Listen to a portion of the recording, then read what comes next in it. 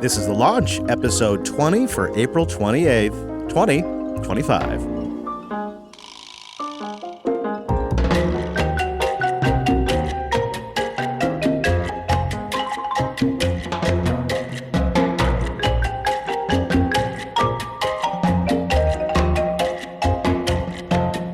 Streaming from the beautiful Pacific Northwest and the mighty American West Coast, we greet you all. A good morning, a good evening, or wherever your timeline may fall. Time-appropriate greetings indeed to one and all. This is The Launch. My name is Chris. I'm Angela.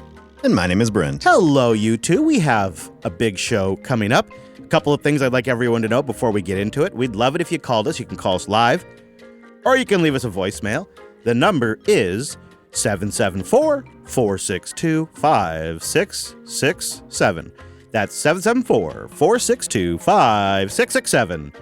You can call us, or you can join us live, typically on Tuesdays. We're a little early this week. We always keep the calendar updated at jupiterbroadcasting.com/calendar and in your podcasting 2.0 app of choice. We've got a quiet listening mobile room always going as well, where you can pop in and chat with us. That's running during the live stream. And of course, the call line is open as well. And we'll take some calls after the music. And then you can catch everything we talked about, links, past episodes, all of that at our website, weeklylaunch.rocks. That's where you'll find everything. Well, Andrews, we did it. Yes. We Linux fested. Yes, we did. How are you feeling? Do you get a sense, from, more of like the leadership side of Linux Fest Northwest, that it went okay? I mean, on the ground, I know it felt like it went okay, but how does the team feel? We're going to do our retrospective in a couple weeks. I mean, like not this week, but like in weeks? Yeah. Oh. Yeah, just give everybody some time to availability chill. And just take a break. We've been meeting weekly for, I don't know. I feel like half a year now. So it has been a lot, but overall, like, we really nailed some aspects that we haven't in the past. So, like, we did coffee, we got the pipe and drape, which made the exhibit hall look a lot more professional and allowed for better banner hanging and sponsor representation, both paid and unpaid sponsors. And then optimizing session eyes was, like, key. People could look up the talks and scroll down and see, scroll up and see there's breakfast, like community breakfast that they could join, or scroll down and see the after events right there with the schedule. Duh. So, we really nailed some aspects of it. And even though a food truck canceled on Friday before the fest, we still managed to feed everybody lunch. So. Yeah. Lunch was one of my favorite things. So we had a pizza truck there, and then my wife Adia and Emma from System 76 went out and picked up like 100 sandwiches from a local sandwich shop. And people just came out in front of Jupes and just ate on the grass. We just hung out in front of the RV for a bit, and it was nice and chill. The weather was beautiful. Yeah, seriously. No rain. Last year, we got so covered in rain. Soaked. Yeah, I think it helped a lot to have good weather. I think it helped with attendance and the mood. Brent, you've been going for a little while now. You're kind of a Linux Fest pro. What'd you think of this year? I deeply enjoyed this year, I gotta say. I was less stressed than any other year. I don't know why. I think maybe it's the location we had Jupes in, It was so beautiful. But also it's just like seeing old friends now. Even the new people we meet, it's like we've known them for a long time. It just like felt really cozy as a fest, I would say. The chaos of like scale and stuff was, this is it. We didn't have to deal with any Airbnbs on this one. That was nice. That's the key. That was It was nice. Those were a little chaotic sometimes. I felt like there's improvement for the Linux Unplugged stuff. Like maybe we should be doing it Saturday. Yeah, but also we need 3 hours. Like we need 3 hours. Yeah. It was so stressful setting up in 15 minutes, and they didn't provide us networking, so we spent the 15-minute setup time creating a LAN and setting up networking. And then we spent 20 minutes into our period, our actual allocated time, then getting everything else worked out.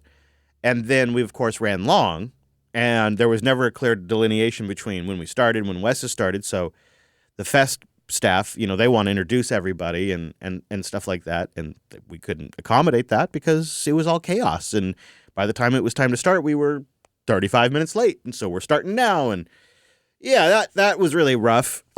Whereas the year before, there was nobody after us in that room.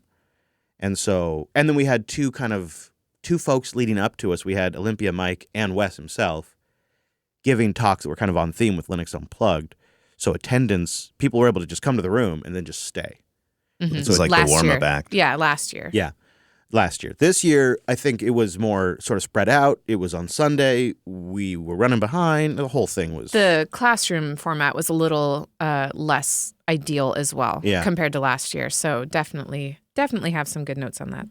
Yes. So, we sort of felt like that was partially on us too, because, I guess we could have had a network set up ahead of time. Yeah, we could have set up the night before. Yeah, we were up late just getting the audio dialed in the night before. We were up till 1-ish. But yeah, there's always more to be done in those types of situations. And then the other thing is when we live stream, you think about this. So we take the RV. Well, so Friday night, we're not really going out and socializing because the RV can't arrive until the staff is cleared out. So we have to wait until at least closing hour, which some of the social stuff has already started by the time it's closing hour at the college. So then we arrive at the college, and then it's an hour to 2 hours to set up, depending on what we want to do. And by the time we're done, it's kind of like social stuff is over. So Friday, we're like, okay, well, we're just going to work on the audio gear. And then we did. We worked from like 7 p.m. to 1 a.m. on setting up the audio gear.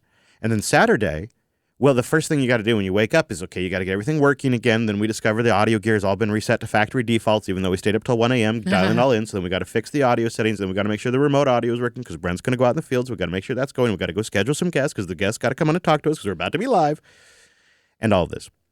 So Saturday is burned up by doing day one live stream. And we finish around lunchtime. And then it's break down the gear, take the audio files we recorded, process them, get them posted, get them on extras, get them on the feeds.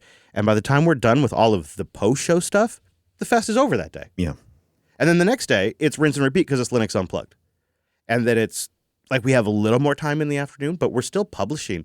I mean, when did we worked, literally Wes was working on the road. Like even after we were done at Linux Fest, at the end of the day, Wes got on the road, hotspotted his laptop to his phone, and we continued to get things out during his commute. And then, same with us in the evening. There was just very little time to actually go to a talk or anything like that. We got to talk to people and do the social stuff.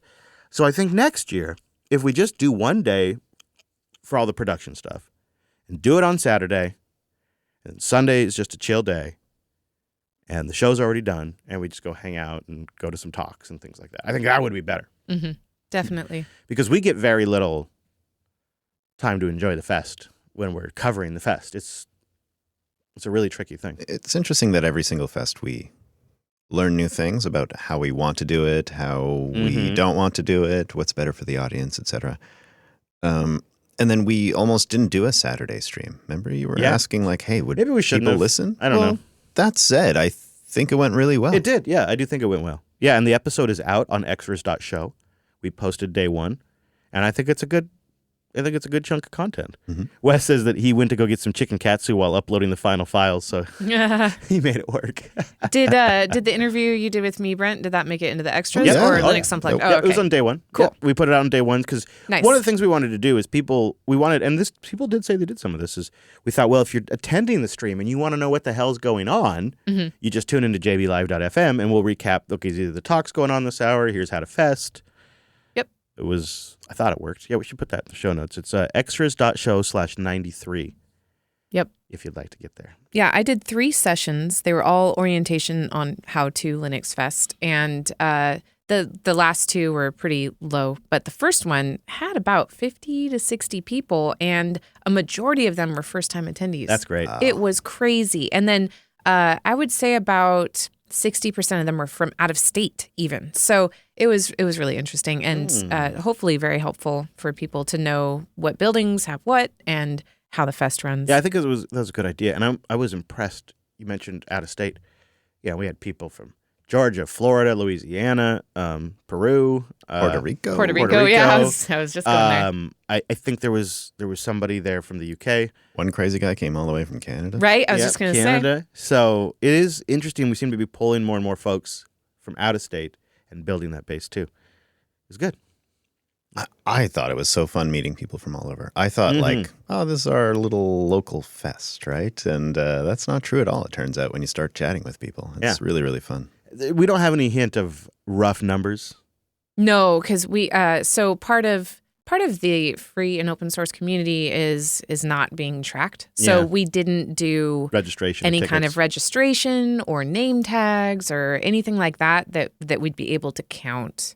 Yeah, So- I understand. I do like that vibe of just be able to Yeah. walk in, like nobody's gatekeeping me. Yeah. On Saturday, though, for those that stayed for the raffle at 4 p.m., which a lot of people have left by then, but everybody that was willing went out to the grass and took a group picture. Oh, And cool. so I'll be able to at least count this how many were there at see, the I end of missed out day on- one. I missed out on so much good stuff. Yeah. I also missed out, like, it was the 25th year, and so they had some of the Yep. OGs that were still around. I missed that because we were working on the...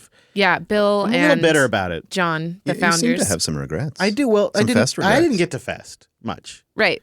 you know? And in my interview with Brent, he said, "Are you going to any talks? Are there any talks you're interested?" And I'm like, "Pfft, you don't eat at your wedding." Yeah, You that's know, what like, it feels like. That's what it feels like. Yeah, you don't get to You have all enjoy this the great food. festivities. You organize it, Yep. but you don't get to actually participate. All this energy and thought goes into like ordering all the food for that's exactly what it is. You get this great buffet or whatever it is for the wedding, and then you don't get to eat a bite of it. That's exactly what it felt like. It's an extremely generous thing you do. Like organize the whole thing, do all the streaming. It's just for everybody else, not for you. You don't do it. Yeah. All right, Andrews, we have a very special question this week. It's a very revealing, probing question.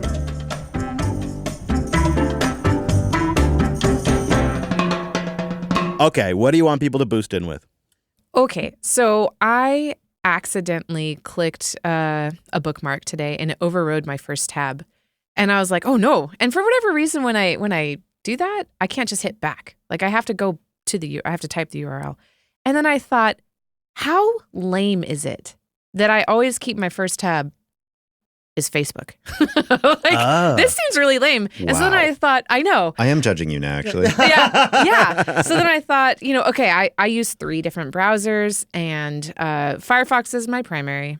And I have at least, 20 tabs open in each of the browsers. But Firefox is my primary, and the go-to first tab is Facebook. So I want to know, what browser are you using? What is your first tab? Do you have a first tab? Are you pinning your tabs? What does your browser look like? Brentley, do you want to admit what your first tab is? Well, I have questions first because I don't quite know how to answer that question without having my questions If answered. you could only Can I have allow one this? browser window, so Oh. don't count your 30 browser windows. Chris is already like, I know the problems you're having. Oh, all right. You know me so well. Which, tab number 1 in your mind. What's tab number 1 out of all those? Oh, man. Mine wouldn't be surprising. Not don't the one like- that you go to all the time, I- but just yeah. like the first, like you're So- always, I need this tab to always be here. When I'm doing like sit down at the jobby job work stuff, Bangbus.com? yeah, that's the one. And I do have, and I even call it like my workspace. So I have a couple bookmarks and I just open them all and there is an order of those tabs. And that's actually been super useful. So there's always one there. And generally it's like me attempting to organize what I should be Sure, doing, like sure. executive function stuff. But aside from that, what is the one tab that I always have open on my computer as the very first one? Oh man, I don't even know how to answer that one. Geez. This is a man with a lot of tabs, folks. I'll call in at some point. Okay, and, yeah. You tell us. And answer it. Report back. Oh, it's embarrassing. Mine is not that surprising. It's either Star Trek. email Oh, or it's our show docs, Okay. H-docs. Because I'm always, and I pin them. I'm always, I don't know if other people take advantage of the whole pin tab thing, but actually right now in my browser, I've got a lot of tabs open. Not a lot, but I mean, not in Brent standard, but Hey. almost 10 tabs, and they're all pinned. So this machine always has like these 10 tabs, and there's stuff to control the stream and manage chat and, all that kind of stuff. But for me, it's almost always Hedge Docs or Gmail. yeah. My second one is Gmail. Is it? Yeah. Yeah. And then I often, very close in that first group is Home Assistant. Usually that almost makes have sense. Oh, wherever sure. I'm at, Yeah. Yeah. your That one dashboard. definitely needs to Yeah. be pinned. Yeah. I have a confession, I think. All right. Ooh. I Uh-oh. hate/have never used pin tabs. Oh, really? Oh. I've tried for about 3 minutes one time a Yeah. couple years ago, and I can't do it. Is it because they're so small? Yeah, what Like, the are you heck? looking for a full-size tab? Mm-hmm. Well, okay, so at work, my first tab is a pinned Gmail. Okay, you monsters. You know, if you use it a lot, it's kind of nice not to take up more room. And then it always reopens with the browser. Yes. Have you heard of apps? Oh. All right, let us know. Boost in. What is your first tab and your favorite browser?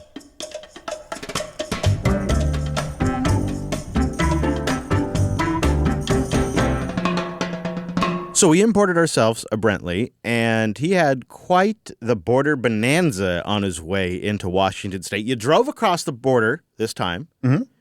Not always your route to go, but it gives you some flexibility. Not in the Bang Bus yet. Nope. That comes up next. But tell me about this border crossing you had. Well, border crossing has changed, or at least the idea of border crossings, especially from Canada to the U.S., the like general societal idea of what that is has changed recently, at least for Canadians. Current affairs being what they are, and some horror stories coming out about, let's say, people trying to get into the U.S., out of the U.S. So I've always had, for the most part, really, really good experiences. Especially recently, my experience has been like the one question border guard. They're like, "Oh, where are you going? Okay, have fun." So that's been my experience for probably the last year. Likely because I travel so much, they know exactly where I am, what I'm doing. I don't know, something like that. But it's been a really nice experience. So there's been such a contrast for me between what my experience has been even recently, like going to scale, for instance, and some of the stories and worries for even people really close to me were like, "Oh, you're going to the U.S.? Like, why are you going to the U.S.? It's like really scary over there now." And like, I have so many friends here and stuff, and it's like, yeah, okay, maybe the border has some slightly heightened risks, but I'm not doing anything that I need Nefarious. to hide. I'm not doing any. Yeah, exactly, right? I'm probably bringing trail mix, and that's the like thing they need to worry about the most. So I was, gotta say, a little bit more nervous than I have been in an extremely long time. That said, I decided to drive because of the flexibility. Chris, the flexibility, leaving whenever you want and all that stuff. It's just amazing. And also... Then you have transportation while you're here, too, if you need it. Mm-hmm. And also, Highway 20 was open. Oh, yeah. Beautiful highway. Yeah. Beautiful. Which closes in the winter for snow. They throw up their hands and say, "We're not going to plow that. We can't get our equipment up there." It's too crazy because it's like a highway built in the early 1900s that you would never, ever build today. But it makes for a beautiful drive. So can we take a little aside? Because I want to talk about Highway 20 and why it's Yeah. like one of my favorite roads that I've ever been on. Oh, I gotta say. all right. Okay. It's definitely my favorite road in Washington This is State. high praise, yeah. You might even say, controversially, perhaps even better than Tail of the Dragon. Oh, 100% is. Woo, that's some fighting words for some folks. I know I said that the other day when we were looking at Tail of the Dragon videos, Yeah. and I firmly believe it. All right. Tail of the Dragon's famous. But I agree. This is because you got altitude, you got mountains, you got waterfalls. I mean, it's just everything. And some of the names are great. So it's called the North Cascades Highway. Great name. And some of the places you go by is like Diablo Lake. We have some experiences there. Which is a very unique kind of emerald color lake. Mm-hmm. There's a little spot called Deception Pass. Yeah. Like what happens there? I don't know. It's gorgeous, though. Deception happens there. But I thought like, oh, maybe I should find a link for the show notes just for the audience so they know what the heck we're talking about. And it turns out the Wikipedia page on Highway, the State Route 20 is very complete. Oh, so really? I pulled out Okay. a couple little historical things here. You want me to share a couple? Yeah, I'd be curious because this is a highway I'm frequently on. Okay, so this one's very often called the most beautiful mountain highway in the state of Washington. I think that's easily true, although there are some others that are quite nice. It also follows one of the oldest state roads in Washington and was established in 1896. You said early 1900s. You got to keep going, and was originally a wagon route. I wasn't sure if they quite started in the late 1800s or not. That's interesting. So it's for wagons. Well, it turns out they started way before that because it was originally a corridor used by the local Native American tribes as a trading route. No kidding. From, I guess, Washington's eastern plateau all the way to the Pacific coast more than 8,000 years ago. Wow. So this is a well-traveled location. So I didn't realize that when I was driving on it, but now like it's just a very important historical route as well. Trip through time. No wonder why you like it so much. It turns out it's also the state's longest highway. Do you believe that one? Well, it does go all the way, right, to Idaho? Yeah, I just thought north-south would be longer. Me too. Oh, no. She's a wide gal. And the thing I love about this route is that it weaves. Yeah, it does. And it goes around like tight turns. Switchbacks that are going up mountainsides. For 436 miles, which is 700K. Yeah. So if you ever get a chance to be on this highway, I would say do it. And then I love mountains. Occasionally I kiss them. So I counted the number of passes that I took to get here. Get ready for this one. Do you have any guesses, Ange? How many passes between... Mountain passes. Mountain passes between when Brent gets into Washington when he arrives here. No. When I leave my home. You're counting Canada too? Okay. Yeah. I didn't know Canada had much in the way of mountains. They're I'll just say fake 3. mountains. I'll say 3. Yeah, fake mountains. Okay. 3? 8. Ooh. Isn't that something? 8. Wow. And he's not, it's like a 10-hour drive. Yeah. 8 mountain passes in a 10-hour drive. Yeah, 5 of those are in Washington. And the tallest one was in Canada, which is 5,800 feet. Oh, please. But 3 or 4 of them are in the like mid 5,000s too here in Washington. So it's just a beautiful route. And because it just opened a couple days ago, no traffic, still snow on the mountains, but the roads are totally clear and it's just super lovely. So highly recommended. Thank you for letting me go on that little aside so I can share my love with the 20. You might recall, too, on Highway 20 at the Washington Pass Overlook, that's where we hit some swag one time. That's true. It got eaten by a bear or something like that, but I'm sure they enjoyed it. You know, my biggest memory of Highway 20 is it's usually during a road trip, a long enough road trip that I need caffeine. So I drink a lot of caffeine, and there aren't a lot of places to go pee. There are not. And there aren't very many places to get fuel either, like 50 miles. Right. There's just a desert, fuel desert. Yeah. Nothing, So plan accordingly if you want to check out Highway 20. The Diablo Lake or whatever does have restrooms. Thank goodness. That is usually where, like, I almost didn't make it there. Yeah, Diablo Lake has a nice little rest stop area with some toilets and some places to, like, picnic and stuff. But otherwise... And beautiful water. Just I guess beautiful. The Washington Overlook Pass does as well, but it's quite a bit further down the road from Diablo Lake. So you get to the border, and you're coming into America. Nervous. Did they give you the old pat down and take you out of the car and say, sir, put your hands on the hood? Like, what happened? That's only happened once before. I decided to take like a really tiny little border crossing in the middle of nowhere. I figured that would be... easier, and the chance of my Canadian charm working on this one would probably be higher. It turns out that was a really good decision because I got there and there's nobody around. Even you just went right through. The the border guard was in their little hut and they made me wait because I don't know, they must have been playing a video game or something, finishing watching solitaire. YouTube or who knows. Yeah. And it was literally just one person. And wow. But I was still kind of nervous. I like even printed out like the homepage of Linux Fest to prove that, my face is on the homepage. This is why I'm going. This is where I'm going, etc. I remember I did that years ago on my first time doing a border cross, actually to come to Linux Fest. And I was super nervous because I hadn't really done that experience. But up these days, it's just they're almost like friends, across the border so much. There, but Brent, welcome back. But I was nervous. So, they started asking questions. Fair enough. It was more than one question, which I wasn't used to these days. And he said, where are you going? And so Betty starts to walk around my car as I'm answering. So taking a look at things going, is this thing going to make it? Well, there is that about my car. It's got some, let's say, personality. So I'm hanging my, head out the window trying to answer the question as he's really deeply checking out my license plate, which is kind of bent from the last time I kissed a mountain, but anyways. Kind of straightened it out a little bit. And he says, where are you going? And I say, I'm going to Linux Fest Northwest, and that's in, Bellingham, Washington, and it's a tech conference. And he, is scrutinizing this license plate quite a lot. I was like, oh, hell. And then he leans over towards my window. He's like, well, where's the penguin? Yeah. And in that it took me a minute to be like, what is he? Oh. And in that moment, I realized I was fine. This was going to be totally because he's making a Linux reference. But that you don't look like a groupie because where's your penguin? Yeah, where's your penguin? Fair enough. I mean, I try to be incognito Linux fanboy, But I did realize in that moment, like, okay, there's my connection, and you got to grapple onto it. So he asked me a bunch of other questions that he had to for, like, making sure I'm, I don't know, not trying to move here or anything. But then he continues to ask me a bunch of Linux questions. He's like, so, if I want to recommend Linux to my friends, like a Linux desktop, these days, what is the distro you recommend for this kind of stuff? So I said, like, well, actually, I think I would recommend if it was your parents. He's like, yeah, my parents. I was like, I think probably Kubuntu. He's like, wait, I've heard about Ubuntu. What's this Kubuntu thing? So I launch into like explaining the difference between those. Should give him a thumb drive, Brent.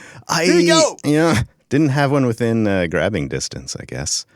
But he did ask some other questions I thought was interesting. Oh, yeah? Like, how in the world do people make money with a free operating system? It's a good question. So, I educated him about how the entire internet was run on Linux, et cetera, et cetera. But then he did ask me one last question. Any guesses? He's border guard. Has to ask questions. No, I don't have any. Current affairs. I can't imagine what a border guard would ask. Yeah, no. He said, okay, well, are you bringing any eggs? Of course. Oh my gosh. Are you serious? That was his last question. Yeah, he's where you got a big egg trade going. You're arbing the eggs between Canada and America. Wow. Yep. Arbing the eggs. Making a profit on the eggs. Hide them under my rear seat there just so no one Right? finds them. Sir, can we look in your vehicle? Yeah. So it turned out to be actually a really memorable and great border crossing. That's good. He had to ask questions, but he asked also a bunch of really fun ones about Linux. Yeah. And what are the chances of that? Yeah. That's wild. So I have a question for the audience. Do you have a crazy border crossing story? And do you, like me, think that Brent just got totally snowed by this border guard? This border guard was testing Brent, right? He was testing Brent's Linux knowledge to see what Brent would say, to see if he was lying about Linux. And if Brent had told them that he milked cows for a living, he would have had all kinds of milk questions. It was all a plan to entrap him. And if he would have screwed up, he wouldn't have made it across the border. That's my theory. What do you think? Boost and tell me if you think I'm crazy.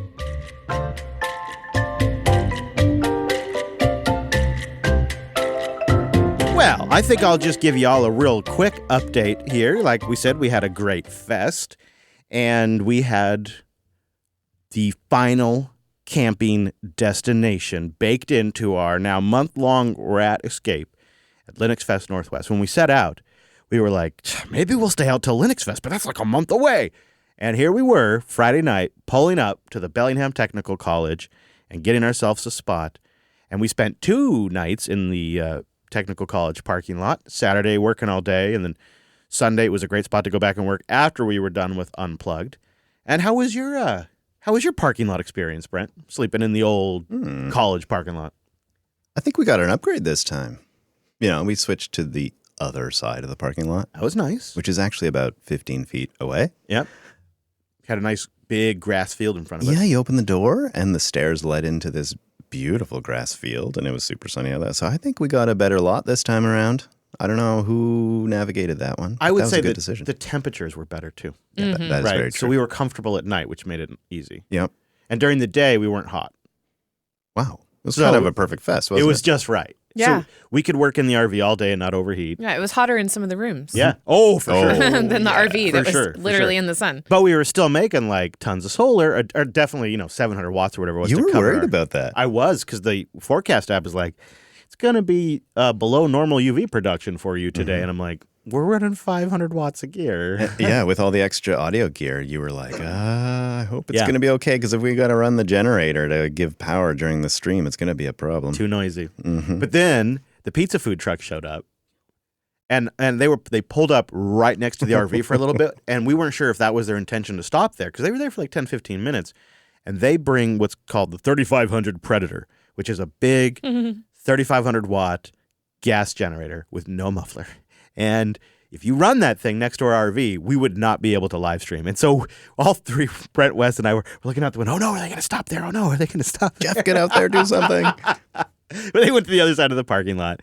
It totally worked out. So I think they sensed, because there were like 6 pairs of eyes staring at them. what are they doing? What are they doing? We don't want to park beside these guys. They're crazy. Right. I felt like Jupes was one of the MVPs of the trip, though, because it was such a great spot to have Not only for us, but for the sandwiches and all that. We had a fridge, and we could put like the things that perish in the fridge while we got everything handed out. So it all worked out. I think, I got two things to say about that. I think, A, Jupes did really well as a mobile studio.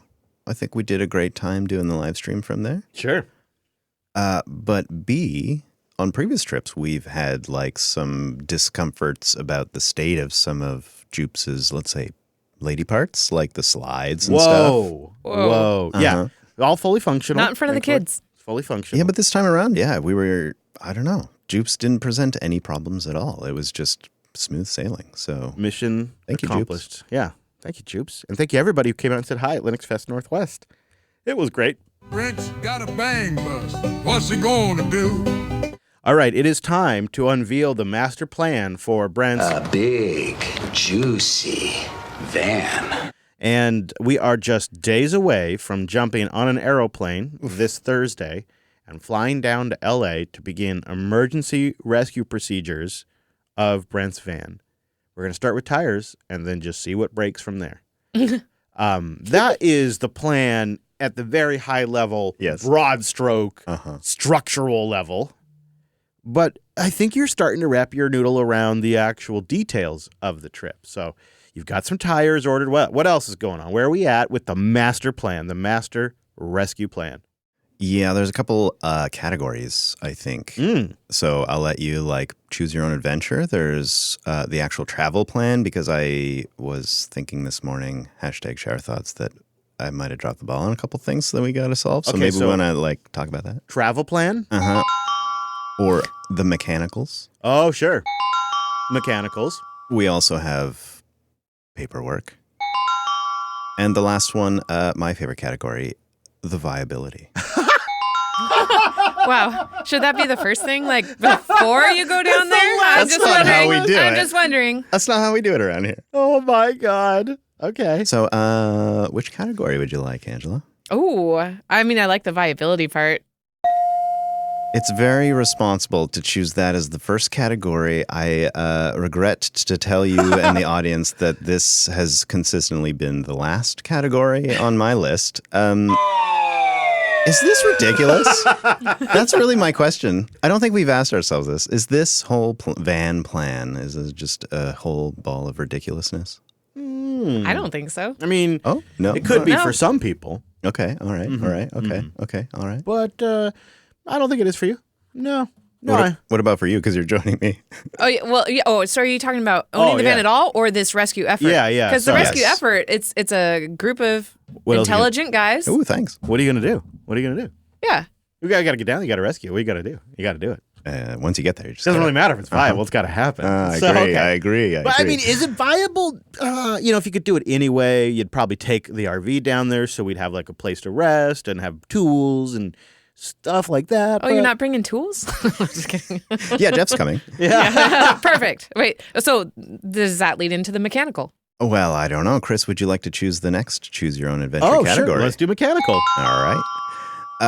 Yes, there are some questions about the mechanical part. Now, I think this is the category in which we're doing the best, because we got our peepers on this particular van. Yep. Before I made the decision to purchase it, but I think you had decided before we even got there. So there's that. We know the tires are bad, but I have good news. The tires are sitting there waiting for us. They're in hand ordered. They're at the tire shop. They're just waiting for us to arrive. So that's all good. Check. I think that's the most obvious one, considering there are fist-size holes in the back tires currently. Wow. So they don't hold any wind. No. So that's solved. I think that's good. That gets us rolling, which allows us to try a few other things like brakes. Yeah, the things that stop the thing. Wheel bearings. Oh, right. I forgot about those. What else comes to mind? Who really knows? I mean, you think about it, you're things probably not been lubed in 7-8 years. We know the fluids are good. We know the oil's good. We know the transmission's good. We're not sure about the radiator fluid. I'm a little sus about that because I gave it a sniff, and it sniffs a little sour. Oh, really? Yeah. So we could probably have some gunk buildup in there. But the thing also, that engine takes quite a bit to overheat it, so might be all right. We'll just have to figure that out as we go. I also think the rubbers. the rubbers that have been in there for a while, your saying like line protectors that like go around an O-ring, your radiator hoses, all that kind of stuff ages out. seals, all that stuff. Seals. Yeah, they haven't been lubricated basically in 6+ years. So I would think seals definitely. Like we know this engine in particular does have some seals. Valve covers always leak on these things. Yeah. And we know that there are replacements for that. So that's the kind of stuff I'm a little worried about. And that and brakes. Yeah, the brakes are a good question. I didn't see. I think there was some firmness in the brake pedal. Exactly. So I think, and we didn't see any leakage. Yeah, and we didn't lose pressure, so I think the lines are still sealed, which is really, really good. Yeah. So we might get, actually, I think we're going to get super lucky on that one. Yeah. We'll see when it starts rolling. I did take notes, though. If you remember, the engine oil is overfilled. Yes. So we need to do something about that. The other question is, do we just want to replace the oil while we're doing that? Maybe. I don't think so. Maybe. I mean, it looks brand new. And I know. I don't think it's really going to degrade just sitting there. But I do think we should make sure it is not overfilled because that's going to contribute to the oil leakage that we were experiencing. 100%. I was watching videos on overfilling oil and what happens at various levels. You could even hydro lock the engine up. I mean, fascinating. Yeah. It like gets foamy. Yeah, it foams up. We do have to check the blood stick, I think.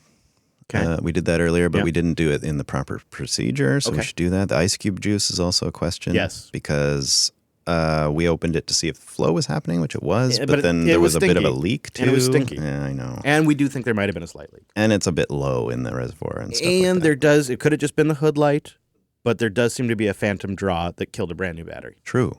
So it's just I forgot about that. Something for us to keep in mind. Oh, you and I are like up in the mountains in northern, like California, like Oregon or something, staying in a beautiful spot. And the battery dies. That's what I can totally picture. Yeah. Well, you know what else, Brent, we should add to the list? Okay. It's not necessary before we leave, but shortly after, we should verify that we can get the generator working. I think we probably want to wait till we have better gas. We don't want to run that old gas through the generator. So it's not something we do before launch. But shortly after takeoff, I think we want to make sure that generator's working because that could be a way we do like a rescue situation. So that's a good point. Something to think about. So I would say in the mechanical category, I feel the best. I think we spent the most time kind of thinking about that. Yeah, and we can I think this area we can wrap our head around. And it's a series of somewhat known problems. We're going to run into unknown problems, I would imagine, on the road, but the infrastructure for there should solving be these like is an pretty good. O'Reilly's in every town kind of thing. Yeah, and there's a bunch of like Vice Grip Garage videos we can refer to if we need to. Just we'll study up on YouTube. Yeah, exactly. When we have a problem, that's exactly what we'll do. Yeah. So that's it for, I think, the mechanical category. I think, Okay. please, listeners, tell me if we're missing something super obvious that we need to know before we get there. That would be really useful. You know, there's another area I think we could use a lot of listener input on. And I mean, seriously, hopefully somebody has been in a similar position that could really help us. You know what I'm do you thinking? want to choose the next category? How about paperwork? Oof. So this is an American rig that needs to be imported into Canada. It's not currently like, I think we have the title. We will have the title, right? I heard some bad news. What? Apparently, so this was owned by Jeff's grandfather's brother, Who is deceased. unfortunately, who took really good care of this thing. So Yeah. thank you. There was a disconnect between, transferring the title to a family member at some point. So I don't think that part ever got done. So I think it's officially considered abandoned, but that might work in our favor. I'm not sure. Oh, okay. Okay. So I think the question is like, do you need to deal with California's government at all? Can you move Jeff to would say, hopefully not. Yeah, I think that this is something I wonder if the audience has an experience with. Could we move it to Washington and then just deal with the titling and licensing in Washington? Or do we need some sort of blessing from the California government saying this is legit, there's been a legit transaction that's taken place, and then Washington would need that paperwork, in theory, to be able to complete the licensing. And then after that, Homeboy's got to move it To Canada. to Canada. How do you prove it was abandoned? Do you need the death certificate? But we have photos. Yeah, there's definitely. Yeah, I almost wonder you would need like a death certificate. Yeah, so that's where I end up in this category with more questions than answers. Yeah, right? no kidding. Because from our perspective, it's like, yeah, it's all good. But from the legalese U.S. official paperwork perspective, I think there might be actually more work to do here than on the mechanical side of things, and a lot of unknowns. So I would definitely go to a California DMV or DOL or whatever. yeah, Jeff was wonderful and did this, and they didn't have very good answers. Oh, lame. So That's shocking. All right. I guess maybe the AI would know. I mean, we've been asking some questions, but yeah. So there's that, and then the process of exporting a vehicle, because you can't just, I guess it's a two-stage thing. You got to export the vehicle from the U.S., and then 10 feet later, you got to import it into Canada. And they each have their different processes and stuff. And one thing I learned to look out for, that despite this thing being made in Canada, which it is, it's like a pilgrimage home, this whole trip, we have slightly different rules in terms of like daytime running lights on vehicles. And so it's possible that it doesn't even mechanically match what needs to happen for importing. So we have got a bit of a process to go through, a checklist here. Huh. Wow. That's going to be a thing. But there is one last category. Okay, what is it? Well, if you remember, it's the travel. Yes, the travel. All right, the travel for 500. So I think we did really, really well here several weeks ago after Scale. You and I, Chris, came up with this crazy plan to go rescue this van, and I think we did pretty good, but I'm curious what you think. So we booked this trip. We're going to fly out of Painfield, which is a teeny tiny airport near here, which is I think, expert mode travel to California. Teeny tiny airport, really, really no security, really. Super smooth. Yeah, and fancy. When we landed, it was fancy. Yeah. So I think that's awesome. Mm-hmm. We also booked it for this coming Thursday instead of what our instinct was, which was, we'll be back from Linux Fest. We'll leave on Monday, which I think we did well there in giving us a few days of some time just to think things through and, post-fest brain process. Yes. So we're leaving on Thursday. Oh, okay. Thanks. It's coming up quick. Let me know Wednesday. I think that's where things start to maybe crumble slightly, because I forgot to book us a place to stay, but I kind of gathered from you were thinking we might just stay in the van. Well, at some point. It depends on how day one goes. Yeah, I know. Really, we're going to probably need something for the first night that we get there. Okay, I can do that. That's probably something we should think about. Yeah. Yep. But then the rest is just a mystery, right? Because where we're staying, when we're staying, how we're staying is all based on what happens in all the other categories. And it's not like, the other thing is like we don't have room to pack sleeping bags. Or... Oh, I brought one. I brought two. I brought you one. You have a Where did you fit a sleeping bag? Well, you see, I drove, and so I had a car that I could fit things into. But these are flight. like But we have small... to go on a flight. Oh, yeah. Okay. Oh, yeah. I pretty much packed 2 flights worth of gear, one for Linux Fest, for what I was going to wear there, because what I'm going to wear to Linux Fest is very different than what I'm going to wear to get Work under on a rig van. In LA. So I have another set hot. of things that I thought would really help us when we got to get on this flight to go to Cali. So a sleeping bag is one of the things I brought for you. I'm not saying it's going to be like 5-star, but I imagine I'm going to pack light. Oh. So we have to think about gear, because we are going to end up doing a show or two on the road. I don't think we'll have a launch while we're on the road. So that probably means next about week's... the gear. Oh, God. Okay, you do gear. I'll do, quote-unquote, hotel. Yeah. And also mechanical tools that we might bring. Okay, yeah. So we'll make enough gear. Well, I'll bring enough gear so we can at least do a Linux Unplugged and maybe something else from the road. We'll see. So I don't think we'll have a launch next week, because we'll be probably right in the smack middle on Tuesday of the rush back. Hopefully, if we're lucky. And then, but we will be able to connect into the studio. Hopefully Wes can be here and live stream it and manage the levels and stuff from, JB1. Will it be easier or harder than last time we tried to do that from Jeff's place? We'll find out. I mean, there's always random things that happen, right? Stay tuned. It's crazy. Are you planning to do that Tuesday? No, Is that what it'd be LUP. It'd be Sunday. Oh, Sunday. Okay, good. Yeah. Sunday LUP. Got it. Yeah. Oh, boy. So overall, I think we're crazy. And also, this is going to be so much fun. Mm-hmm. It is. And it's been great, learning about the van itself. Oh, yeah. So I'm including a bunch of links to this van. It's, if you're curious, it's a Dodge Ram B250, but it's converted. Yeah. So it's converted by a company called Roadtrek.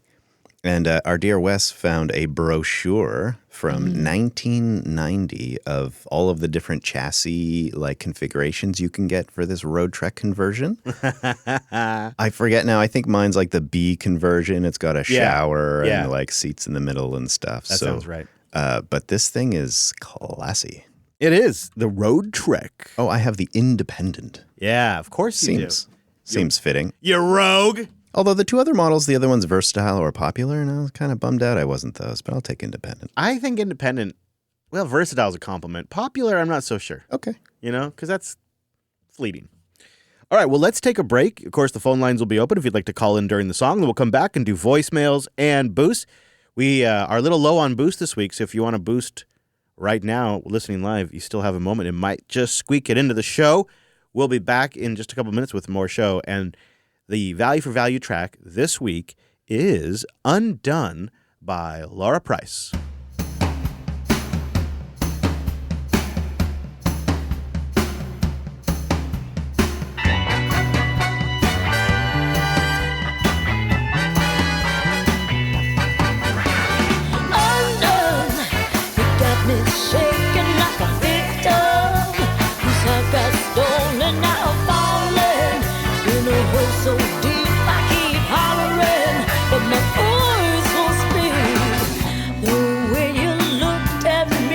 My heart upside down, so I gave you my key.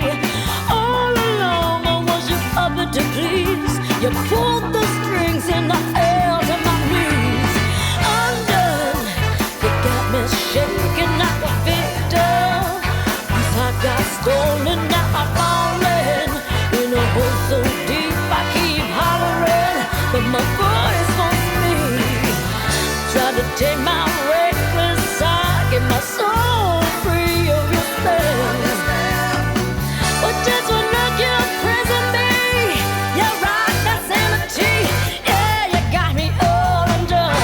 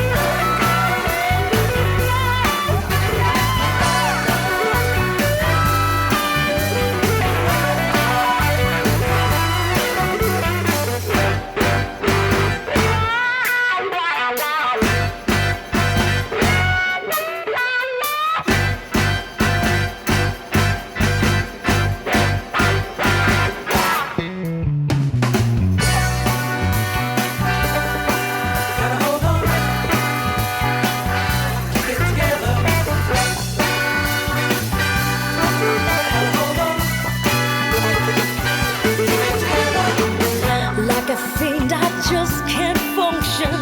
Need a fix, too much has me stumbling. Not your door, begging for more. The time in me is winning this war. Undone, you got me shaking like a victim. This heart got stolen, now I'm falling in a hole so deep I keep hollering, but my voice won't speak.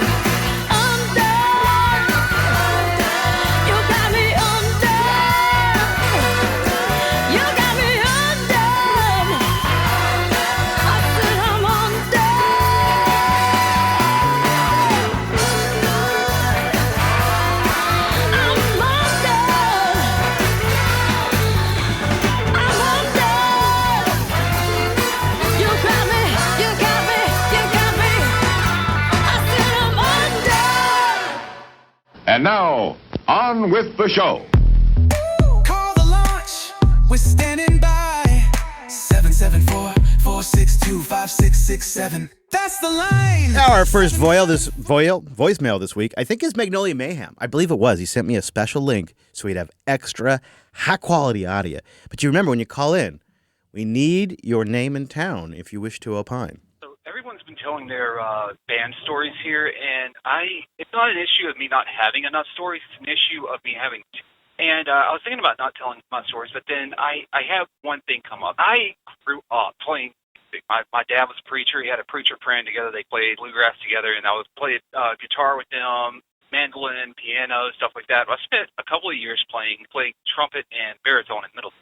So that came back to bite me in the butt. I don't know how the rest of the military does it, but Air Force Basic Training, there's like 95% of people who marching for their parade stuff. There's that 5%. They tell you never volunteer for anything in basic training, but when you get there, they ask you, like, have you ever touched an instrument before? And if you raise your hand, they put you in what's called band flight. So band flight, instead of marching and doing all the parade stuff, you actually play the instruments, because I guess they wanted to make it weird. I'm not exactly sure why. When I got there, I was late. The guy that was ahead of me, like, broke his leg or something. I'm not even sure exactly what happened, but he ended up getting hurt and I dropping out, and so I ended up being just stuck wherever they could find me. So I show up 3 days late to basic training. They stick me in a band flight. I didn't even know it was a band flight until we went for our first practice. They form us up outside, run us to this other building over here, and then suddenly I'm holding different instruments, and they're like, what instrument did you play? And I just, out of the top of my head, I was just like, trumpet. I get stuck with the trumpet, and it turns out I am the only person in this flight that can play a scale on a trumpet. And so I am front and center, the trumpet guy. And so we're graduating. My mom still has this picture. She took a picture because I'm standing in attention. I'm supposed to be heading eyes straight forwards, but I've committed the cardinal sin of turning my eyes. And I finally locked onto my parents, and there's this picture of me supposed to be heading eyes straight forward, except my eyes have craned like 90 degrees. It looks like I'm demon-possessed holding this trumpet on this parade ground. And I don't know how that's relevant, but that is my band story that I guess I'm going to bring to show and tell today. He got drafted, Ange. He got The drafted. trumpet guy. I love the way you said that. Like, I feel like that should be clicked. He is the trumpet guy. It's the trumpet guy. Our next caller is Graphene Man. Hey, crew. This is Graphene Man. A handful of things that I meant to mention. I'm doing a faux pas, and I'm recording this while driving.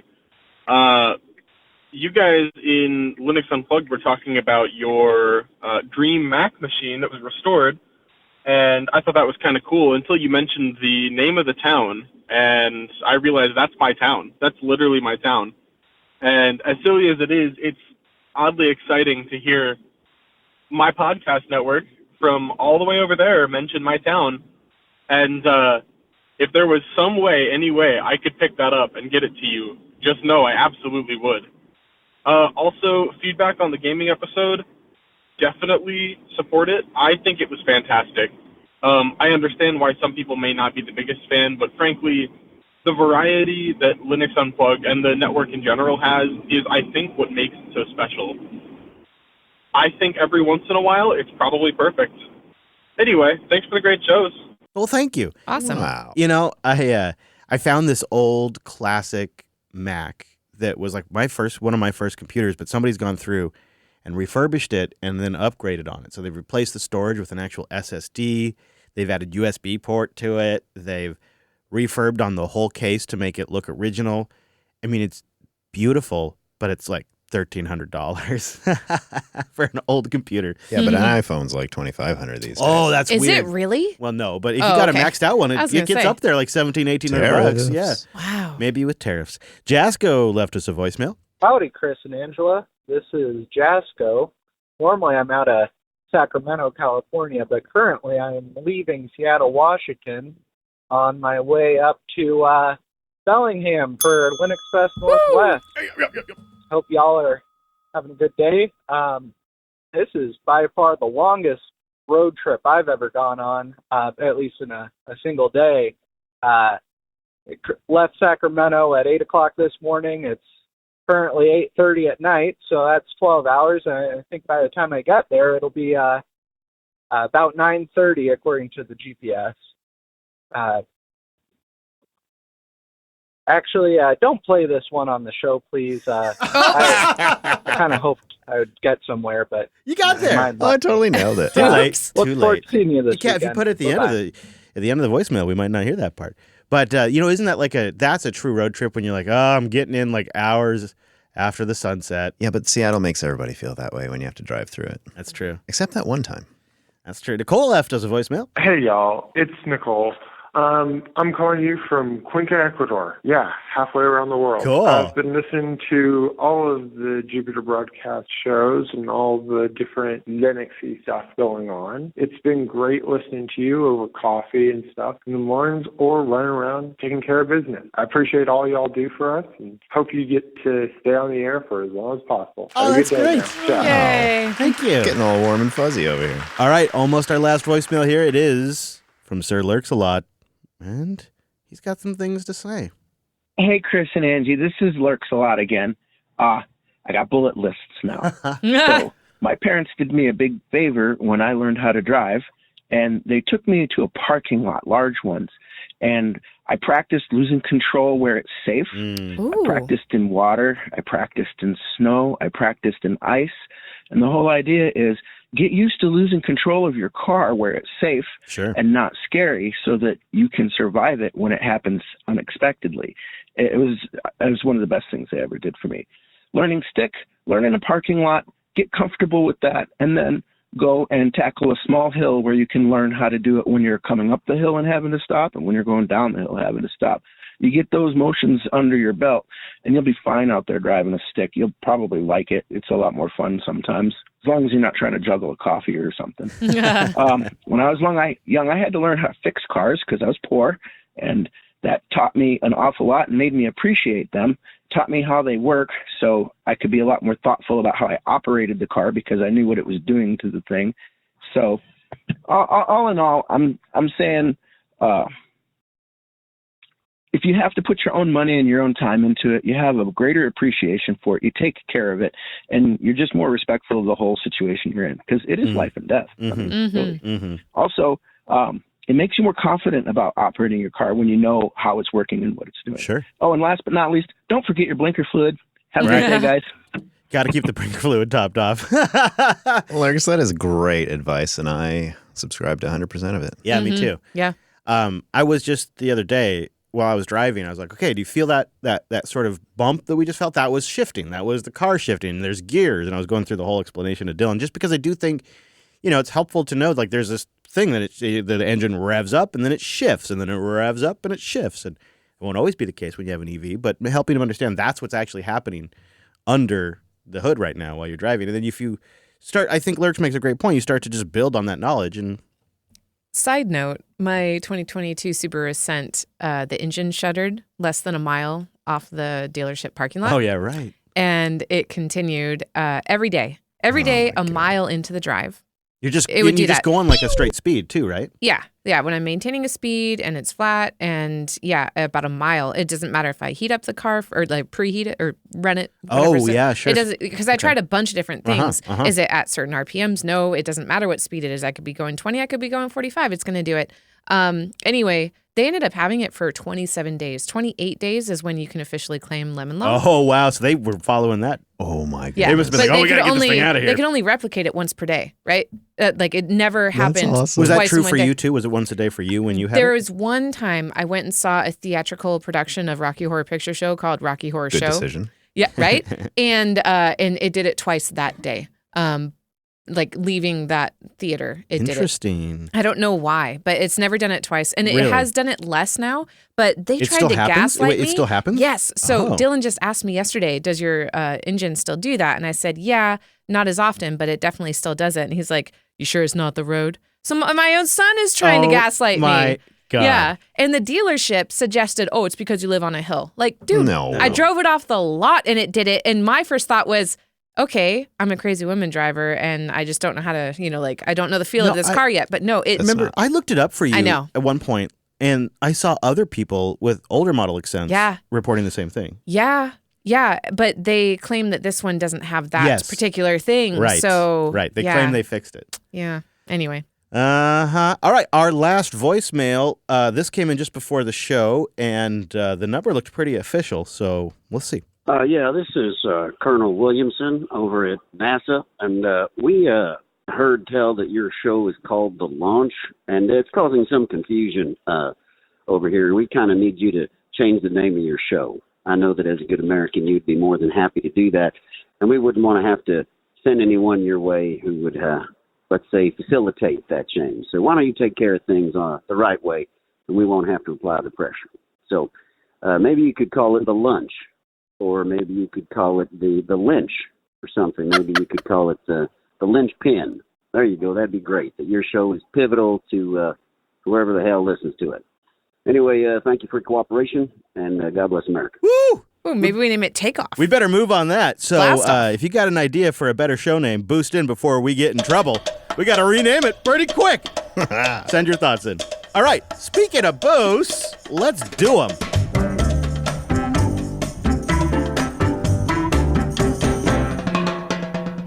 Thank you, everybody who did call in. We would love it to have a whole stack of voicemails when we get back. Please do call 774-462-5667. Just add that to your phone book. The launch phone number right there. Put it in your phone, 774-462-5667. I just can't seem to remember it without music. Oh, all right. Call the launch. Call the launch. We're standing by. 774-462-5667. That's the line. 77. All right. 4 score and 7 boosts to go. Our first boost comes from Mr. Turd Ferguson, who comes in with 31,222 sats. Turd Ferguson. Hey, Ange, I'm sorry I didn't get to say hi at Linux Fest this weekend. It was great to meet Brent and Chris, and mostly fine to meet Wes, too. So wait a second. You met everybody but me? I was all over the fest. How? How did you see me? Did you just like... Thank you. I got this all weekend, too. I got to meet Wes and Brent. Sorry I didn't get to bump into you. I didn't see you come into Linux Fest. Well, I was there. Right? I was there. I know, but I was all over it. I was running it. I got not DMs. a competition, I opened people. up the old Matrix this morning with the DMs. Hey, man, sorry I didn't get to say hi. So I got this, too. I tell you what. Well, sorry I didn't get to meet you. I do not understand why him and Wes didn't hit it off. But it just sometimes it's oil and water. He says, have you guys considered a food-themed episode of The Launch? Wait, no, he said of the lunch. Oh. Fail. Oh, my God. Turd's getting in on it now, too. Oh, my goodness. What did you say to him at Linux Fest? We made friends. We could... if you did listen to the recent Linux Unplugged that we did live at Linux Fest, Turd also said I was even handsomer in person. Okay, I was in during the live Linux Unplugged. Did he leave for Wes's part? Because that's when I don't think he was at the show. Oh. Yeah. No, he just sent a boost. Which I didn't just. We appreciate the boost. Yes. So could we do a barbecue thing? What would we do for a food theme? Like a summer episode? Maybe one of our episodes? Are you saying grilling or barbecue? I'd probably be grilling here. But like maybe we do like I don't know, food episode? We should think about it. Yeah. A summer food episode? I mean, we did the breakfast and then favorite fast food thing. But yeah, we can do, favorite thing we like to make. Yeah. To make I think we foods. should make it, though, and try it and review it on the show. Is it a competition? Not a competition. We can give points away. You know what? Let's do it next time Brent's here because it makes sense to do the lunch with his confusion about about that A What do you mean? launch. Damn it, Brent. I didn't never called. Oh, it wasn't you? Oh, okay. No. All right. No, of course not. Devitor came in with 9,001 sats. It's over 9,000! Here's a quart of oil for the van. I love this. The odds, may the odds be ever in your favor. I love the idea that we're like, yep, this is Dev's quart. And then someone else buys us, I don't know, That'd be some spark hilarious. plugs or something. All right, we write their name on the side of it. Dev, there you go. When we pour the first quart, we will dedicate it to you. Dev, you got to tell us though, what's your favorite brand of oil? We want to get the right one. Yeah, we got to make sure we get the good dinosaur juice. Smoke if you got 'em. Mr. Wes Payne comes in with a row of ducks, 2,222 sats. Has Brent considered the van scentscape at all? Doesn't seem like a new car smell kind of guy. Do air fresheners come in maple? That's funny. That's a great maple syrup. I'm gonna look that up right now. When you said you guys might sleep in it, I'm like, okay, but is it musty or moldy? No, we're gonna have to do like a full. We're gonna have to like run over to Target or something and get a bunch of cleaning products or something. I don't know, but we're gonna go that far. I mean, we are dudes after all. The first question that comes to mind is: will it be mustier before or after we sleep in it? And then the next question is, well, actually. Now I think of it, I did put air fresheners in this thing. I put a new car smell We did put a couple of new car so I trees. planned ahead. New fart trees. New fart trees. So it's going to be a little rough when we get there. Hey, I thought it was a good thing. Oh, man. So just to let you know, I can verify there are maple syrup air fresheners. Oh. You know what? Pine is better. Like homage to Highway 20, maybe. Yeah, okay. Pine, I'm not sure about, but I do know that I love pine. Sea salt maple syrup air freshener from Febreze is sea salt. Is at $9. Yeah, I guess I don't know why they. Can I get a chocolate made out of that? It sounds delicious. Oh my goodness! A little caramel twist in there. That's a great question, Wes. We're definitely gonna have to work on the smellscape. or the Scentscape, as he puts it. I'm going to pull up Mogalithan, too, because Mog sent in 1,500 sats. Coming in hot with the boost. For our music artist last week to send some music. If you send the sats while the song plays, 95% go to the artist. You know what? It wasn't a baller week, but it was a fun week. We had 12 folks stream, and collectively they stacked 12,991 sats, almost 13,000. When you combine that with our boosters, a very humble show killing 56,936 sats. Everybody called instead, which is nice.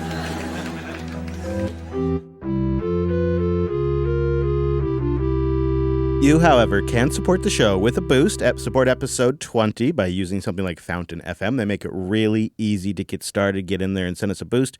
There's a lot of great options, but Fountain and Strike are the killer combo. And we appreciate everybody who supports this with a boost or by becoming a Jupiter Party member and supporting us at the network level. Thank you very much.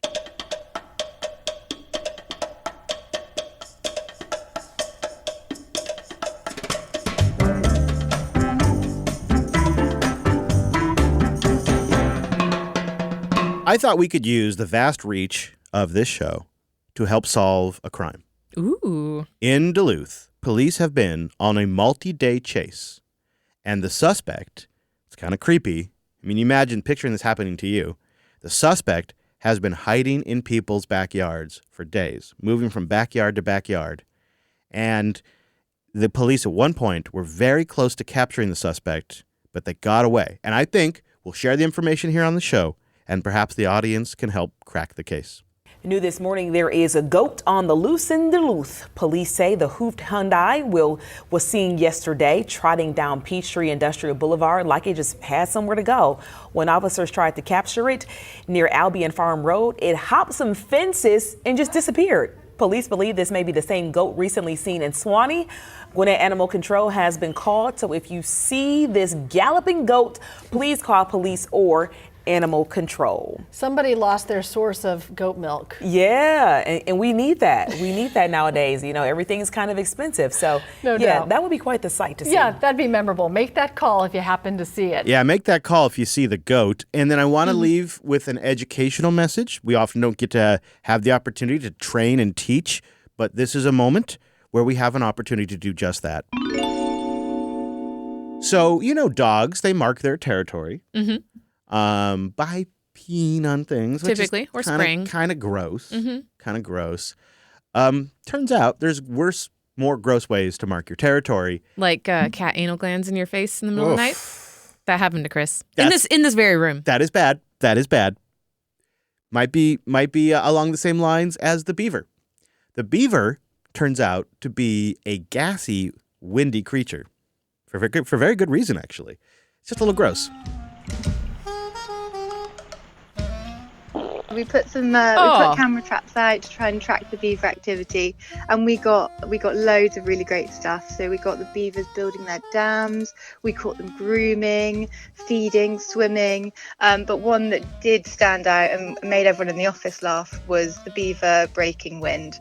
And there is actually a really good reason that we think that they did this, and it's actually because beavers have near their tail they have glands that can secrete this oil called castoreum, and that actually helps them to mark their territory. So we think what the beaver was doing in the video is actually marking its territory and communicating to any other beavers out there that actually this is my patch. It was unexpected, beavers arriving here. So the beaver's been extinct in the UK for a long time, and so they are the new ones that have arrived are actively marking their territory by farting all over it. Mm-hmm. So if you, like me as a kid, I came across beaver dams. I was all over them. Turns out, probably should have washed my hands afterwards. Didn't know. But now you know, so you can be safe. You can be safe. Did you, Brent, know that beavers fart all over their territory to mark it? You know, I don't think it really matters because they tend to live in like swampy, gross areas that just stink anyways. So I've never noticed, but it's only because I was already being bombarded with the stank. I lived on a lake with beavers, and it was interesting. I had no idea that was going on. But this is a real scientific breakthrough, you know. Over there in Cornwall, they put up a camera, and they caught the flatulence on camera. So history was made. Shout out to Astro Penguin, who wrapped us up with a live boost that just says, Live Boost! Pew, pew, pew. We appreciate that. Now, you also can send us a boost on our way off to wish us luck to get the van. And tune in to the next episode, 21, when we come back. And, of course, check out Linux Unplugged from the road this coming Sunday. Yeah, you can boost whichever mechanical part you want to take ownership of. We'll write your name on said mechanical part. We need many things. I think that'd be great. All right. Well, links to what we talked about at weeklylaunch.rocks. Join us in 2 weeks live again on Tuesday at jblive.tv or in your podcasting 2.0 app of choice. And, of course, the show comes out Wednesday mornings, assuming the platform publishes it. Apologies about the snafu last week. From the beautiful Pacific Northwest and the mighty American West Coast, thank you for listening, and we'll see you right back here next week. No, 2 weeks. 2 weeks.